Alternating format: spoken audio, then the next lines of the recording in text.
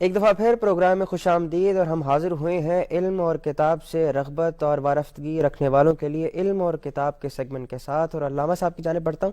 علامہ صاحب، آج ہم کس کتاب پر گفتگو کریں گے؟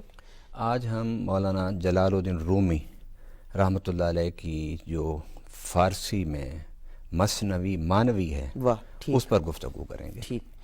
اور فارسی میں 4 بڑی کتابیں مشہور ہوئیں، ان میں سب سے زیادہ شہرت پانے والی کتاب مولانا روم کی مثنوی ہے۔ واہ، ٹھیک۔ اور مولانا روم اور مثنوی پر جب ہم بات کریں گے تو کچھ بڑے اہم پہلوؤں پر بھی ہم بات کریں گے، بالکل ٹھیک، کیونکہ اس میں علم اور کتاب آج سے پیچھے چلے جائیں، جب سے انسان اول ہے تو اس کے لیے علم کا جو ذریعہ تھا وہ کتاب تھی۔ بالکل ٹھیک، تو کتاب کی اہمیت سے ہم انکار نہیں کر ٹھیک۔ سکتے، اور جو قوم اور جو فرد اور جو خاندان کتاب کو اپنا دوست بنا لیتا ہے وہ عزت، عظمت اور شرف کی منزلوں پر اللہ اس کو سرفراز فرما واہ، دیتا ہے۔ سبحان، ٹھیک۔ آپ دیکھیے، بس میں ایک حدیث پڑھ کے ترجمہ کر کے پھر اپنے اس بات پر آتا ہوں کہ نبی پاک صلی اللہ علیہ وسلم نے فرمایا کہ فضل العالم علی العابد کفضلی علی ادناکم، کہ عالم کی فضیلت اس شخص پر جو عبادت گزار ہے ایسے ہے جس طرح میں تم میں سے کسی ادنا پر فضیلت رکھتا ہوں۔ واہ، سبحان اللہ۔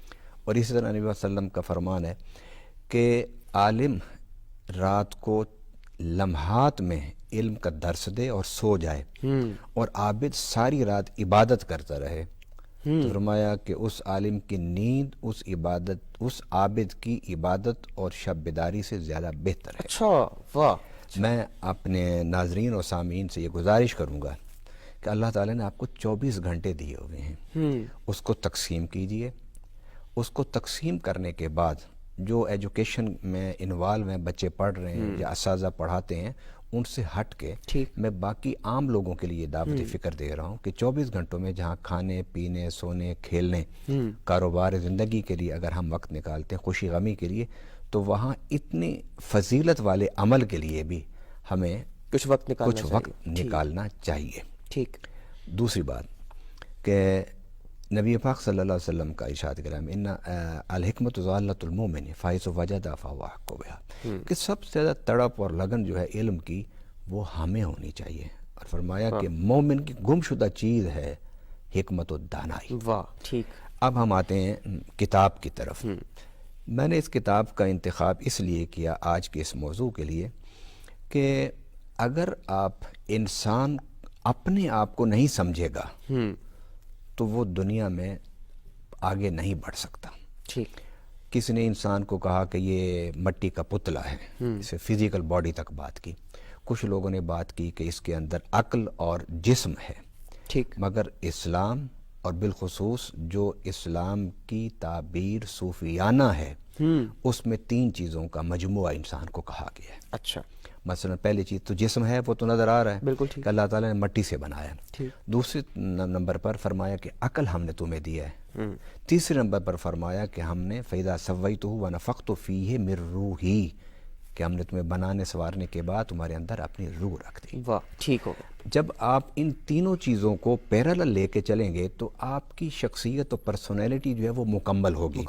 اگر ایک آدمی صرف اپنی ایکسرسائز کرے، کھانے پینے میں مصروف رہے تو وہ عقلی طور پر کمزور رہ جاتا ہے، روحانی طور پر کمزور رہ جاتا ہے، تو اس کی حرکات و تصرف جو ہے نا وہ ایسی ہوتی ہیں جو ایک مکمل انسان کے نہیں ہوتی۔ بالکل ٹھیک۔ ہم مثال دیتے ہیں ترقی یافتہ ممالک کی، وہاں کیا ہے، وہاں جسم اور عقل بڑا پروان چڑھ گیا۔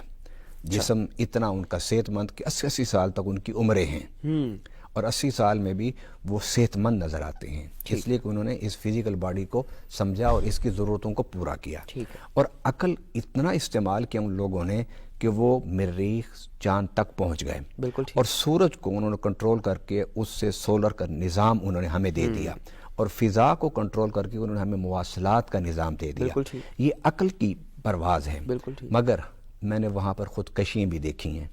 وہ خودکشیاں کیوں ہیں؟ کہ انہوں نے جسم اور عقل کو انسان سمجھا، جبکہ ان کو اس جسم اور عقل کے درمیان ایک جو روح ہے اس کے تصور سے وہ آری رہے، جس کی وجہ سے وہاں پر ان کے ہاں کوئی دنیا سے جانے کے بعد، دنیا کی زندگی گزارنے کے بعد ان کے پاس کوئی ہوپ نہیں ہے، کوئی ان کے پاس امید نہیں ہے، کوئی جنت اور دوزخ کا کوئی تصور نہیں ہے۔ نتیجہ یہ ہے کہ وہ پھر اس دنیا کی یکسانیت کہ روز صبح ہوتی ہے روز شام ہوتی ہے، مقصد حیات ایک جیسا زمانہ ہے، کبھی سردی کبھی گرمی، کبھی خوشی کبھی غمی، وہ یکسانیت سے تنگ آ کر پھر وہ خودکشی کر لیتے ہیں۔ حالانکہ جو ویلفیئر سوسائٹیز میں 3 ریاستیں یورپ میں ٹاپ میں ہیں، ان میں سے ایک ریاست میں سب سے زیادہ خودکشیاں ہوتی ہیں۔ اچھا، حالانکہ ان کو کوئی معاشی مسئلہ بھی نہیں ہے وہاں پر۔ وجہ یہ ہے کہ وہ روح کو بھول گئے ہیں۔ مولانا جلال الدین رومی نے اپنی کتاب مثنوی میں سب سے زیادہ فوکس جو کیا ہے وہ اس روح پر کیا ہے، کیونکہ تصوف جو ہے نا، یا آپ روحانیت کہہ لیں، یہ ایک الگ مذہب ہے۔ ٹھیک، میں ایک بڑا جملہ بول رہا ہوں، ایک الگ مذہب ہے کہ جس پر سارے مذاہب فوکس کرتے ہیں، دنیا کے سارے مذاہب فوکس کرتے ہیں۔ ٹھیک ہے، کیونکہ جتنے بھی مذاہب ہیں، کوئی روحانیت اور خلوت اور الگ بیٹھ کے اللہ کا تصور کرنا، اس سے کوئی بھی خالی نہیں ہے۔ ٹھیک، اچھا، اب مولانا روم رحمۃ اللہ علیہ نے جو سب سے پہلی بات کی، میں اس بات کرنے سے پہلے ذرا آنا چاہتا ہوں کہ مولانا روم بدلے کیسے، روحانیت کی طرف آئے کیسے۔ ٹھیک، آپ مدرسے میں بیٹھے تھے تو وہاں تالاب تھا، وہاں بچوں کو پڑھا رہے تھے، اچھا، تو کتابیں پڑھی تھی ادھر ادھر۔ اس وقت زمانے میں قلمی نسخے ہوتے تھے، تو شاہ شمس تبریز رحمۃ اللہ علیہ وہاں تشریف لے آئے۔ اچھا، انہوں نے فرمایا یہ چیز تھا، انہوں نے کہا کہ یہ کیا ہے؟ تو مولانا روم نے فرمایا تو نہ میں دانی، تو نہیں سمجھتا کہ علم کیا، کیونکہ آپ کا حلیہ ایسا تھا نا، فقیروں والا، درویشوں والا۔ ہم بھی تو ذرا زرق و بر لباس اور فضا کا تھا، اس کو دیکھ کے لوگوں کی شخصیت کا تعین کرتے ہیں، پھر ان کا احترام کرتے ہیں۔ انہوں نے کہا تو نہ میں دانی، درویش تو ان چیزوں کو نہیں سمجھتا، یہ تو علم کی باتیں، تحقیق کی باتیں، کتاب کی باتیں۔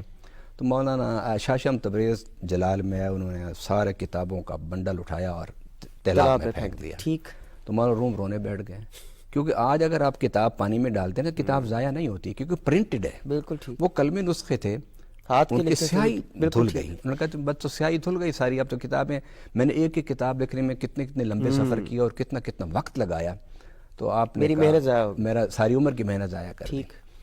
تو آپ نے اس کو اٹھایا، ایسے باہر رکھا، تو مولانا روم بھاگے کہ یہ تو میں اس کو کھولوں اور دیکھوں کتنی بچ گئی کتاب میں، کتنی ضائع ہو گئی۔ تو اس پورے بنڈل میں ایک پانی کا قطرہ نہیں تھا۔ اللہ، اچھا، تو مولانا روم نے کہا یہ چیز، ان کا تو نہ میں دانی، اچھا، ٹھیک، تو اسے نہیں جانتا، لیکن جو تو کہہ رہا ہے نا وہ میں جانتا ہوں، لیکن تو میرے حلیے سے سمجھا کہ درویش اور فقیر آدمی ہے۔ تو اس مقام پر مولانا روم نے فرمایا مولوی ہرگز نہ شد مولا روم تا غلام شمس تبریز نہ شد۔ علم حاصل کرنے کے بعد کسی شمس تبریز کی غلامی میں جانا، غلامی سے مراد صحبت میں جانا، ان کے پاس بیٹھنا، یہ بہت ضروری ہوتا ہے۔ بالکل ٹھیک۔ اور میں کیونکہ مکالمے کا بھی ہم لوگ کام کرتے ہیں بین المذاہب، تو مکالمے کے لیے سب سے بہترین جو فکر اور سوچ ہے وہ تصوف کی سوچ ہے، اچھا، وہ روحانیت کی سوچ ہے۔ کہتے ہیں کہ جب مولانا جلال الدین رومی رحمۃ اللہ علیہ کا انتقال ہوا تو مسجد کے اندر جو تھے لوگ مسلمان رو رہے تھے بیٹھ کے افسوس میں، اچھا، تو مسجد سے باہر جو غیر مسلم تھے وہ دیواروں کو ٹکرے مار رہے تھے، رو رہے تھے۔ اچھا، تو ان کا کہ اندر جو رو رہے ہیں وہ تو مسلمان ہیں، ان کے مرید اور ان کے متعلقین ہیں، آپ لوگ کیوں رو رہے ہو؟ انہوں نے فرمایا کہ ہم بھی مولانا کا درس سنتے تھے، اور درس اس انداز سے مولانا دیتے تھے کہ ہمیں ایسے لگتا تھا کہ ہماری ہی کتاب سے درس دے رہے ہیں۔ سبحان اللہ، واہ، الہامی جتنی بھی کتابیں ہیں ان میں مشترکات بہت زیادہ ہیں۔ اچھا، مولانا روم رحمۃ اللہ علیہ نے یہ کی۔ اب جو کتاب رومی نے لکھی، اور میں ایک بات یہاں کیونکہ ہم پاکستان میں یہ بات کر رہے ہیں، اقبال جو تھے قلندر لاہوری جن کو ہم کہتے ہیں، وہ اپنے آپ کو پیر رومی اور مرید ان کا کہتے تھے۔ بالکل ٹھیک ہے، بالکل، اور مرید تھے اقبال ان کے، اور ان کے عقیدت تھے، اور وہ کہتے ہیں جتنا علم، فکر، فلسفہ، یہ بھی کہا اقبال نے، وہ جو میں نے سیکھا ہے، اور جیسے سیکھنے سے مراد کہ جو مجھے منزل تک پہنچایا جس علم، فکر، فلسفے نے، وہ میں نے مولانا روم سے خریدا، سیکھا۔ اب ان کی کتاب کا صرف میں پہلا جو پوری کتاب اس پہلے چند اشعار پر گھومتی ہے، آپ فرماتے ہیں کہ بانسری جب کسی نے بجائی، اس میں پھونک ماری تو سننے والے رونے لگ گئے، اور خود اس کی آواز میں اتنا درد تھا، میں نے کہا کہ اس کو رکھ دو، میں شام کو بجاؤں گا۔ جب شام کو بجایا تو پھر اس میں رونے کی آواز، ان کا چلو رکھ دو دوپہر کو، صبح کو، رات کو، دن کو، انہوں نے پھر رکھ دیں کہ چلو اب موسم گرم ہے تو ٹھنڈے موسم میں، تو ٹھنڈے موسم میں بھی اس میں فراق اور جدائی کی رونے کی آوازیں تھیں۔ آخر انہوں نے بانسری کو سامنے رکھ کے کہا یہ تو بتا تو جب بھی میں نے تجھے اٹھا کے منہ سے لگایا اور تجھ میں پھونک ماری تو دوسری طرف سے آواز جدا رونے کی آئی، تو روتی کیوں ہے؟ یہ آپ فرماتے ہیں کہ پھر مجھے بانسری نے جواب دیا، جب سے تو نے مجھے میرے اصل سے جدا کیا ہے، میں اپنے اصل سے جدائی اور فراق کے غم میں روتی ہوں۔ اس پر مولانا روم فرماتے ہیں کہ اے بندہ مومن، اے بندہ رحمان، اے اللہ کے بندے، اے انسان، تو نے کبھی سوچا کہ تو کہاں سے جدا ہو کے آیا ہے؟ اور مولانا روم نے محبت و عشق کے فلسفے کو اجاگر کیا، اور آپ نے اس حقیقت کو پوری اپنی کتاب میں، یہ آپ کا نقطہ مرکز ہے مثنوی شریف کا۔ اچھا، مثنوی شریف کا یہ نقطہ مرکزی ہے کہ آپ نے فرمایا کہ انسان تو یہ سوچنا چاہیے کہ تو عالم ارواح سے آیا ہے، یہ دنیا کا تیرا قیام جو ہے بڑا تھوڑا ہے۔ یہاں پر ایک جملہ میں بولنا چاہتا ہوں، وہ یہ کہ ویلفیئر سوسائٹیز، جی، ویلفیئر اسٹیٹ، فلاحی ریاستیں، وہ اس وقت پوری کامیاب ہوتی ہیں کہ جب ان میں انسانوں کے جسم کے لیے بھی سہولتیں ہوں، انسانوں کے عقل کی پروان چڑھانے کے لیے اچھے تعلیمی ادارے ہوں، اور اس کے ساتھ ساتھ روح کی پروان کے لیے، روح کے ارتقاء کے لیے، روح کی نفاست کے لیے، روح کی ترقی کے لیے اچھی مجلسیں بھی ہوں، تو وہ ایک ریاست ایک مثالی ریاست ہوتی ہے۔ اب آپ آئیے، مولانا روم رحمۃ اللہ علیہ جو تھے، انہوں نے اپنا مثنوی شریف میں بے شمار موضوعات کو چھیڑا، بے شمار موضوعات کو، ٹھیک، اور اس کو آپ پڑھیں، کوئی اور پڑھ لے تو وہ بھی وہی کچھ کہے گا جو اقبال نے کہا۔ انہوں نے کہا تھا کہ اگر تم قرآن فارسی زبان میں پڑھنا چاہتے ہو تو مولانا روم کی مثنوی مانوی پڑھ لو۔ واہ سبحان اللہ، ٹھیک، یہ مولانا روم رحمۃ اللہ علیہ کے بارے میں انہوں نے لکھا۔ اور میں اس مقام پر، کیونکہ ہم لوگوں تک ایک فکر پہنچانا چاہتے ہیں، ایک سوچ پہنچانا چاہتے ہیں، تو تصوف کے حوالے سے آج کے اس دور میں اور روحانیت کے لبادے میں آج کے اس دور میں اگر کہیں کسی شخصیت میں کوئی غلطی ہے تو اس غلطی کو اب تصوف کے سر پر مت تھوپیں۔ ٹھیک، تصوف صرف، میں نے جو مطالعہ کیا ہے مولانا روم کی کتاب سے، تصوف صرف دو چیزوں کو انہوں نے بیان کی ہے۔ کہتے ہیں کہ تصوف کا معنی یہ ہے کہ ہر وقت اللہ کی سوچ میں رہنا، اور تصوف یہ ہے کہ ہر وقت مخلوق کی خدمت میں رہنا۔ ٹھیک، اور کیا یہی نبی پاک صلی اللہ علیہ وسلم نے نہیں فرمایا تھا؟ کسی نے پوچھا کہ آپ کا اخلاق حسنہ کیا ہے، تو آپ نے فرمایا کہ ایک ہاتھ خدا کے ہاتھ میں اور دوسرا ہاتھ مخلوق کے ہاتھ میں۔ اور اسی طریقے سے کہ تصوف کے بارے میں اپنا وہ حضرت عمر فاروق رضی اللہ عنہ آخری جملہ اس کی واضح کرنے کے لیے، تاکہ ہم سیرت سے، قرآن سے اور صحابہ کے دور سے بھی لے لیں۔ آپ سے کسی نے پوچھا کہ آپ کیا ہیں؟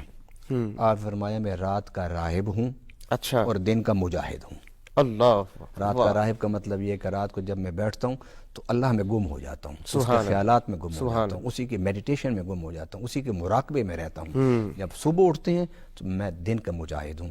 دن کے مجاہد سے یہ نہیں مطلب کہ آپ صبح اٹھ کے تلوار اٹھا لیں، آپ اپنی جد و جہد کو اتنی مثبت اور پازیٹو سمت میں لے کر جائیں کہ معاشرے میں اچھائی، بھلائی، اخلاق، پیار، علم، یہ چیزیں اجاگر ہونا شروع۔ واہ سبحان اللہ۔